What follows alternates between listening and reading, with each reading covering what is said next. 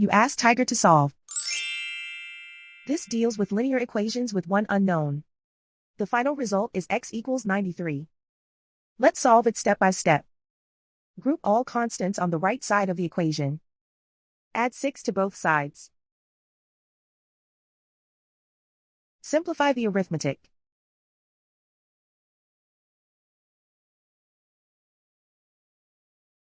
Isolate the x. Divide both sides by 2. Simplify the fraction.